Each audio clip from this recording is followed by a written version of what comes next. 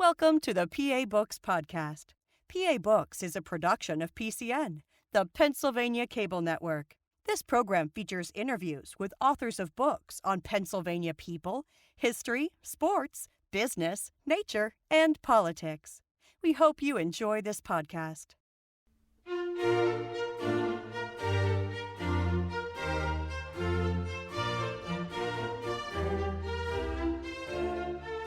This week on PA Books, Lee Hartman, author of The Delaware River Story.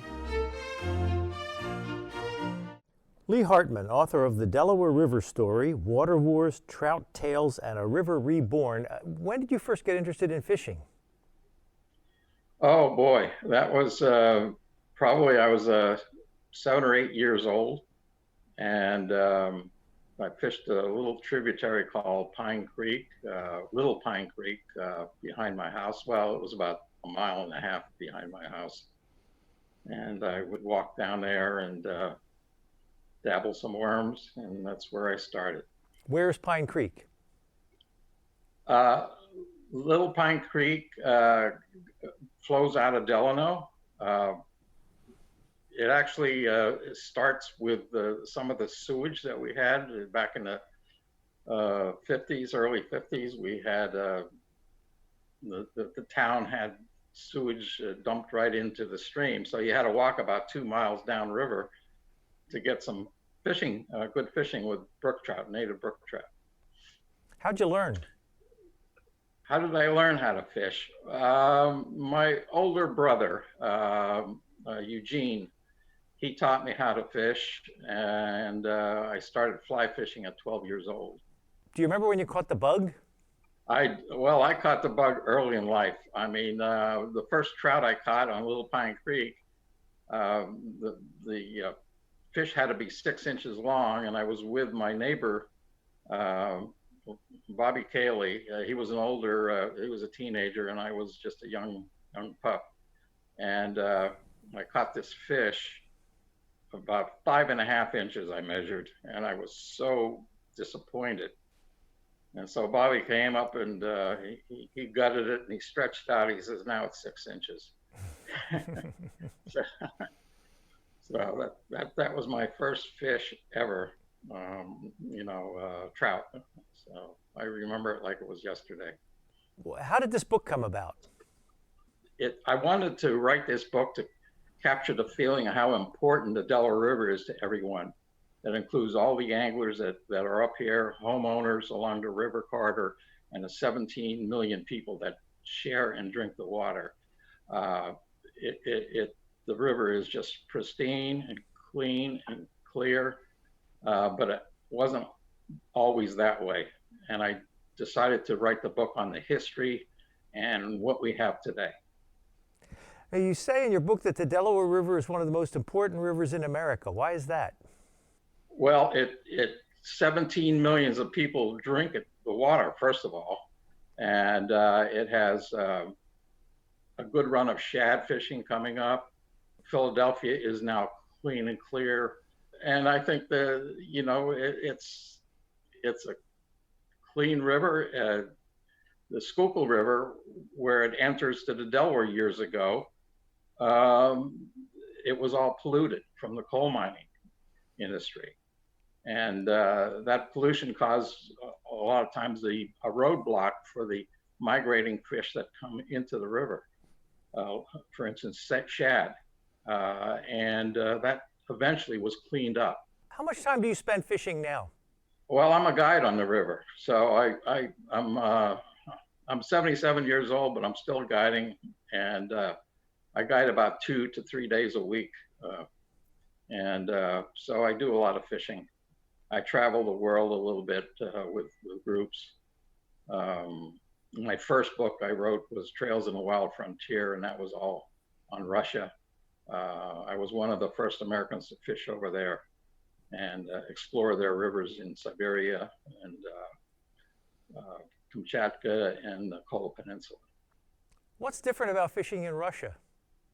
Well, it's pristine, number one. In Siberia, there is very little roads. In fact, no roads. They use helicopters to get into river systems.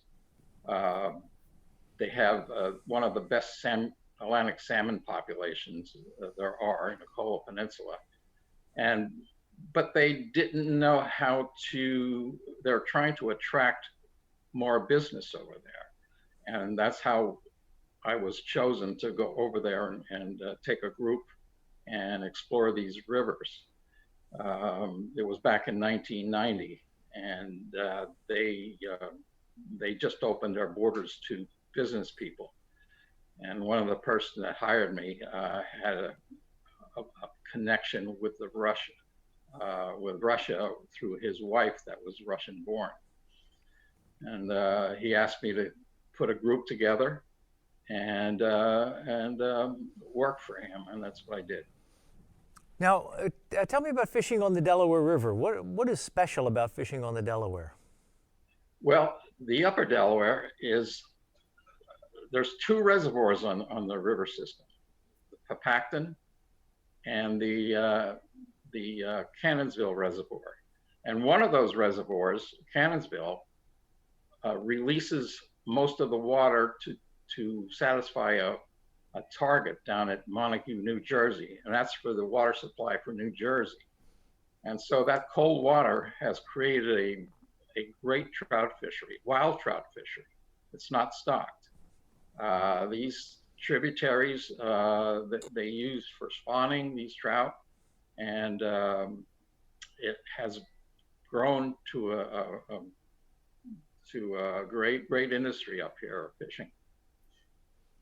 So can you describe a day when you take a group out as a guide? How do you start? What do you take with you, and how do you run it?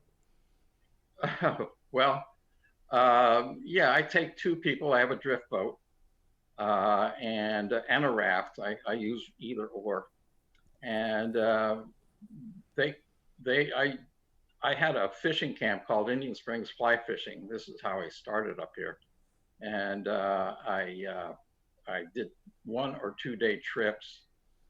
They stayed at my camp, fed them, and we fished each day, till dark by floating. Do you take people who know what they're doing, or do you take rank amateurs? Oh, I like the rank amateurs, actually, because they listen and they want to catch fish. So I take, experienced anglers, rank anglers, women. Women also listen better than the men sometimes. If someone's watching this and they want to try fishing and they've never done it, how should they start? Well, they should take lessons, number one. I mean, back in the day when I was a kid, my brother taught me how to cast. And but today you come up and I can take them out in the lawn before they go out in the river, teach them how to cast, and enough to get by with, and then they learn through more fishing experiences. I know some people who are avid fly fishermen, and can you explain the lure of the attraction of fly fishing? Why is it that so many people get so obsessed with it? Trout feed on insects. That's their main thing, their diet is insects. They have insects underneath. They hatch up to the top of the water. The fish rise for them, and it's exciting for a fisherman to see the trout actually take the fly. It's very addictive, and once you catch your first fish, you don't want to go back. What kind of equipment do you need? Well, for the river, a 9-foot rod, 5-weight line, 5 or 6 weight line, and a 9-foot tapered leader, 9 to 12 foot. Can you explain what you're doing when you see the pictures of the fly fishermen waving their rod back and forth? what you're doing there? Well, that's how you're casting. You're casting with the weight of the line. For instance, if you're casting with a spinning rod, it's the weight of the lure that throws your lure out to get the fish. So the lure on the fly line is there's a tiny leader that you tie the fly on, and in order to cast that light-weighted fly, you have to use the line to get your fly out because it's a heavier line. So you have to wave it back and forth and increase the length until you get the right place to lay that fly down. And what are the best fish to try to catch? That one on the wall that you see here, Atlantic salmon. Why? Well, it's exciting. They're big. They don't die after they spawn like the Pacific salmon do. They call them 2 and 3 salt fish. The 3 salt fish means they spawn 3 times in the river and they get huge. The biggest one I got up in a Colopin, not me personally, but what I saw caught was 47 pounds. What kind of fish do you catch on the Delaware? Rainbow and brown trout mainly. It used to be a brook trout fishery back in the days, back in the 1700s, 1800s. It's native to the Delaware River, the brook trout. But today it's brown and rainbows. They were originally introduced in New York back in the 1800s. 1871 was the first rainbow. That was when the forests were deforested. The land was deforested up here back in the 1800s. And it killed off all the brook trout. And so what they did was they took eggs from rainbow trout eggs from the McCloud River and the Sacramento River, and they shipped them by milk canisters across the country when the railroad was built to replenish the streams up in New York. And eventually they found their way down to the Delaware, and then and some of the tributaries of the Delaware, fingerlings were stocked. I want to ask you about one of the chapters in your book, The Fish That Saved America, and you write about the shad. Yes. Well, the thing is, George Washington and his troops fed on those shad. And without their shad, they were starving, them troops were starving. And without those shad, they may not have been able to cross over to the Delaware and win that war, win the Revolutionary War. But the shad do go upriver. They go up every year. They're much like an Atlantic salmon. They're anadromous, and so that means they go from the ocean and they go up all the way up to the Upper Delaware, even into the Beaver Kill in New York. That's how far they go. And each year they come up, and we catch them on fly rods as well after they spawn. And some of them die, some of them don't. And the ones that don't, they go back to the ocean again. How's the shad population now compared to George Washington's time? I think they had much more shad back in George Washington's times, many more.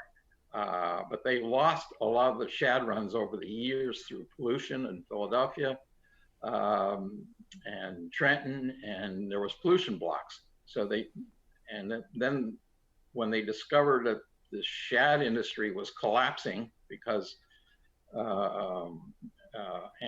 so they decided to clean up their act, and it took about 20, 30 years before they had septic systems that work, and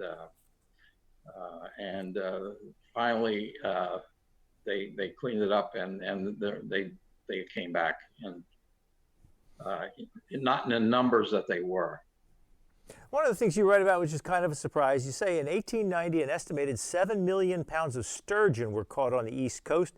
The Delaware soon became the country's premier sturgeon fishery, gaining the title the caviar capital of North America. You don't necessarily think of Pennsylvania or the Delaware River as being a caviar source. Well, that's true. There was millions of sturgeon back then. Now they're endangered. There are a few sturgeon left, but the Delaware River keeper that are working on trying to maintain the sturgeon population. Excuse me. What happens is the siltation from a lot of the industries that are going down to the Delaware, top of the Delaware Bay and into the estuary where they spawn, become polluted. And hopefully they can find a way to correct that. What's the general health of the fish population in the Delaware now? The overall Delaware? Yeah. I think it's excellent up here. It's clean water. I think we have made a great comeback cleaning up the Schuylkill River, the Lehigh River. All that acidic water is basically gone today, and wild trout are being restored, and I think we're on the right path for full recovery. Are there any fish that are endangered? The bridle shiner and the dwarf wedge mussel, which is not a fish, but it is endangered. They're the two endangered species on the Delaware River. Have they tried to introduce other species of fish into the river? You talked about how they introduced rainbow trout and brown trout. Have they tried to introduce other non-native species? Oh yeah, people think that the bass is a native fish. It's not. They were introduced back in the 1800s. There was a lot of fish stocking and introduced into the Delaware. Walleyes were introduced into the Delaware. There's only 44 native species in the Delaware River. The rest of them were introduced from Europe or elsewhere. Does that ever cause problems with the non-native species coming in? It's possible. Which with the bridle shiner, it's very possible. You have more walleyes in there. It's very possible that they're eating the small bridle shiner and losing it. I just was on a study with just 2 weeks ago with his name's Jim Parkham. He's from Tennessee. We did a video mapping and a video of the river here, and they found a few bridle shiner in one of the estuaries on the river. You write about an organization in your book called Trout Unlimited. What is that, and what do they do? Well, I belong to Trout Unlimited since 1972. I started like two chapters down in the southeast, and I'm involved with the one that we just started up here, the Sheehawken chapter, and their conservation group. They tried. In fact, Jim Parham, we hired him to be part of the Sheehawken and look at what we have in that stream, It's a wild trout stream. The Sheehawken goes into the Delaware, and it reproduces a rainbow trout in particular, and a few brown trout. Rainbows need the tributaries where brown trout can spawn sometimes in the main stem, the upper main stem. But we looked at that, and the Trout Unlimited chapters. There's I can't recall how many chapters are on Pennsylvania, but we're the biggest council in all of the states in the number of chapters. I happen to be the Delaware River Committee chair, co-chair for Trout Unlimited, but each chapter designates the stream that they want to work on and protect and enhance. So what kind of issues do you deal with? Bank erosion, things like that, particularly bank erosion and barriers that stop the flows of the water, particularly if you have some bank erosion and all of the debris that comes down and blocks the stream where they can't come up. We clear that out, things like that. There's trees, and create the best habitat we can for the fish. Are dams a big issue? They built these reservoirs for water purposes. And at one time, the Delaware River was a bass fishery. And it went topsy-turvy when the bottom releases, the cold bottom releases, created the trout fishery. So the bass were pushed down. I mean, if you're a bass fisherman, you would see that. And then the trout moved in. But trout is the most popular fish there is, and we're trying to protect them up here because it created a great economy in this region. Can you talk a little bit about fishing in general, like property rights and courtesies? Like if you're walking along the river and looking for a place to fish, how do you pick a spot, first of all? Well, property rights, you have to be vigilant. You have to get permission. Now there are some streams in Pennsylvania, particularly in New York, you have to get the permission of the owner. But Pennsylvania has the high water mark, so you can enter a stream and fish along that creek or river that you're fishing. But it's important. I always use courtesy and ask the owner if I can go on their property. And if you come across another fisherman, what is the proper distance? I mean, how do you respect another person's turf and figure out how far away do you get from them? Well, as a guide, particularly in a drift boat, and you're in a narrow section of water and they're there, we ask which way can I go, or if you see him casting to the left bank, you go behind him, or you even stop and and chat and say which way you want me to go. That's the proper etiquette for a guide. As far as them in a small stream, you maintain a distance. You don't want to crowd them, and there's plenty of places you can go and look. Can you talk about catch and release versus catch and eat? Catch and release, I practice it all of the time. And it's only because I don't want to kill the wild fish. If everybody catches and keeps in the Delaware, you lose that population of fish. And it's important to maintain the fishery. The wild trout are subject to high temperatures and nature itself. You lose some fish through different hurricanes and whatnot. So I maintain that we catch and release with my clients. What's the perfect day on the water for you? Cloudy, little rain, that's the best day. A little bit of rain is good? Yeah, the insects, they look at the cloud cover and they actually and the fish are less shy under cloud cover, and when there's a good hatch on the water, they'll feed.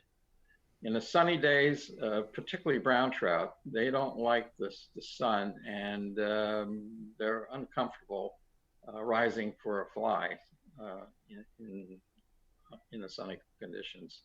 Whereas a rainbow, they more or less will feed on the sun. Do you eat fish? Yes. What's your favorite fish to eat? Salmon. But I buy it from a store.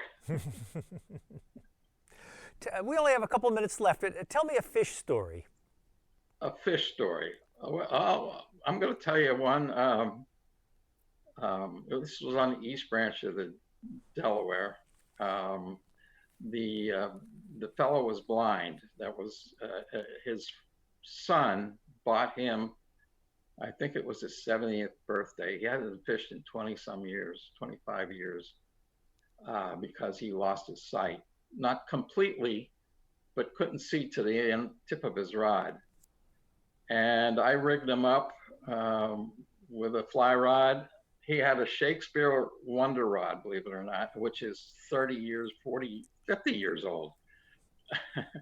And I gave him my rod, and I hooked him up with a stone fly, and we have what looked like a bobber. It's actually a strike indicator. It floats on top. And I had him flipping the water. I had to change his reel too, because he had an automatic reel, so we gave him a right reel. So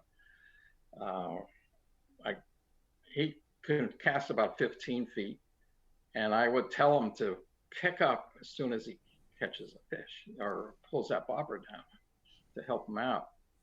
And not 100 yards went by, and this fish hook, he set the hook on a fish after I hollered to pull, and all of a sudden he's reeling backwards, and the line is all going out, getting tangled on the boat, and he lost the fish, of course.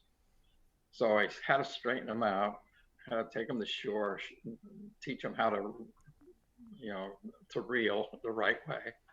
And went down maybe a couple miles down the river, and I threw the fly underneath some branches of trees, some spruce trees, and handed him the rod, and he catches this huge fish.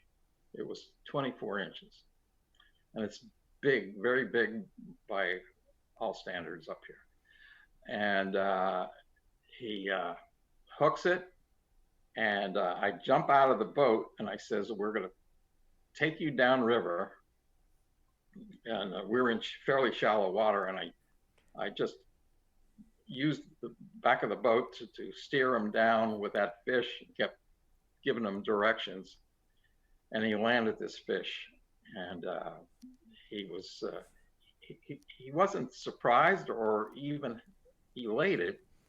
Every angler would be elated to catch this fish, not until he went to the French Woods school up here. It was for delinquent kids. They had a French Woods school. It's no longer there, but he was one of the founders of the school, and they have this monthly newsletter.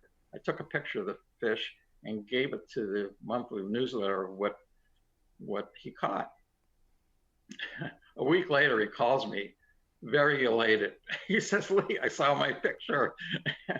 And he called me like 3 times every other week, about this fish. So, yeah. Well, we'll have to end it on that note. We've been speaking with Lee Hartman. He is the author of this book, The Delaware River Story, Water Wars, Trout Tales, and a River Reborn. Thank you very much. Thank you. You've been listening to a podcast of PA Books, a production of PCN, the Pennsylvania Cable Network. Full episodes of PA Books, as well as other PCN programs, are available to stream with the PCN app. Visit PCNTV.com or the App Store for details.